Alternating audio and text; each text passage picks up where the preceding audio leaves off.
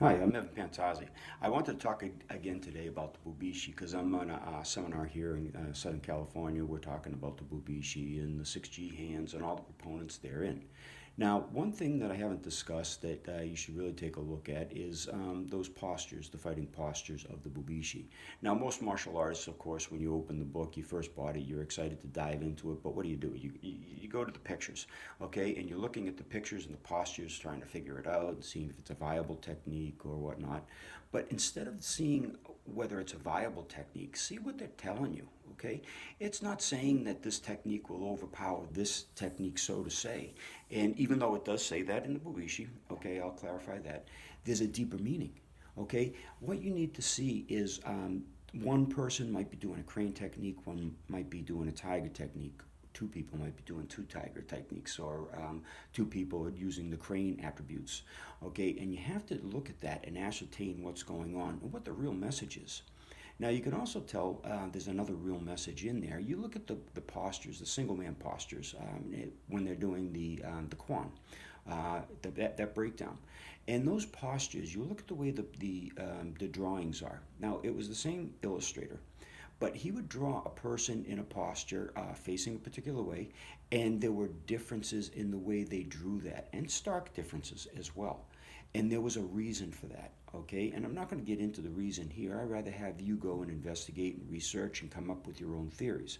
I'm only telling you my opinion and my findings and how I correlated it and found out that they were very effective, very reliable, and efficient. Okay, you're going to have to do it for yourself and find out what is the truth for you. And when you look at the Bubishi and you see these drawings, I don't want you to just say, okay, that's a fighting posture. Someone kicks me, I grab their leg, and I throw them.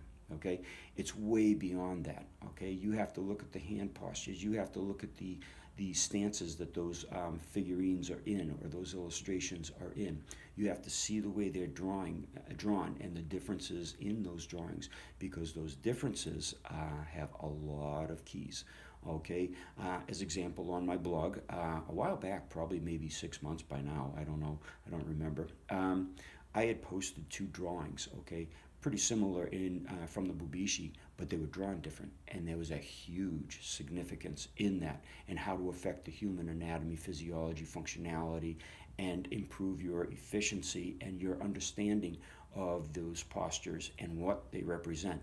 Not an action that they're doing, what they represent and what they're trying to tell you that you can accomplish and the effects that it'll have on the body. So, again, when you look at these fighting postures and these positions, don't just look at them and take them for face value. Okay, this guy's hitting the guy in the neck or the throat or the ears or whatever they're doing. Okay, look at what hand positions they are. Look at what stance they're in. Look at the context of the two fighters and how they're relating to each other. There's a story. There's always a story. If you look deep into that Bubishi, it gets deeper and has more stories. And I'm not trying to just confuse everybody by saying, okay, there's an infinite number of information out of that Bubishi. I believe we can make infinite information out of that Bubishi. The author or authors of that information had a finite vision, okay, as we all do. But it is not related to that one person. What they did was brilliant. They opened the door. They gave you the keys to open up the door to the real martial arts the way they were originally intended from Shaolin. All right, so the deeper we go into it and the more we see into that, the more it will reveal to us. So, again, go back and take a look at those postures, look at those two figures fighting, and see what you can see, not on a just technique basis. Okay, it's beyond technique. It's more the anatomical, functional, and physiological structures of the human body that they're depicting, not a fighting technique.